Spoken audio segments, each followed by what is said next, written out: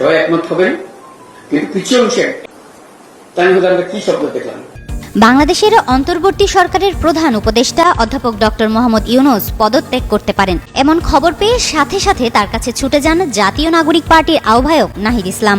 গিয়ে তার মতিগতি বোঝার চেষ্টা করেন। ঘটনা অনেকটাই সত্য। প্রধান উপদেষ্টা বর্তমান রাজনৈতিক পরিস্থিতিতে দেশ চালাতে পারবেন না বলেই মনে করছেন।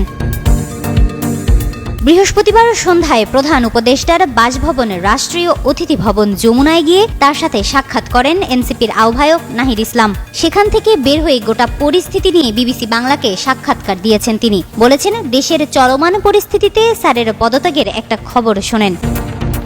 প্রধান উপদেষ্টা দেশের চলমান পরিস্থিতিতে কাজ করতে পারবেন না এমন শঙ্কা প্রকাশ করেছেন বলে জানিয়েছে নাহিদ ইসলাম। জানান, ডক্টর ইউনূস বলেছেন, আমি যদি কাজ করতে না পারি, যে জায়গা থেকে তোমরা আমাকে আনছিলা একটা গণ অভ্যুত্থানের পর দেশের পরিবর্তন সংস্কার, কিন্তু যে পরিস্থিতি, যেভাবে আন্দোলন বা যেভাবে আমাকে জিম্মি করা হচ্ছে, আমি তো এভাবে কাজ করতে পারবো না। এতেই অনেকটা স্পষ্ট হয়ে যায় পারছেন না, ফলে পদত্যাগের বিষয়ে ভাবছেন। প্রধান উপদেষ্টাকে পদত্যাগের মতো সিদ্ধান্ত না নিতে আহ্বান জানিয়েছেন নাহিদ ইসলাম। পদত্যাগের বিষয়ে প্রধান উপদেষ্টার এখনকার মনোভাবের বিষয়ে নাহিদ বলেন, এখন যদি রাজনৈতিক দল তার পদত্যাগ চায়, সেই আস্থার জায়গা, আশ্বাসের জায়গা না পাইলে উনি থাকবেন কেন?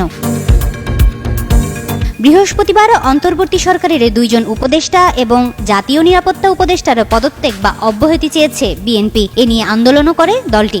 এই জাতি মজবুত অবস্থাতে আমরা এখনো আছি, সেই মজবুত অবস্থাতে আমরা আছি এবং থাকবো। কেউ আমাদের ঐক্য ছিনিয়ে নিতে পারবে না, কেউ আমাদের স্বাধীনতার থেকে আমাদেরকে বঞ্চিত করতে পারবে না।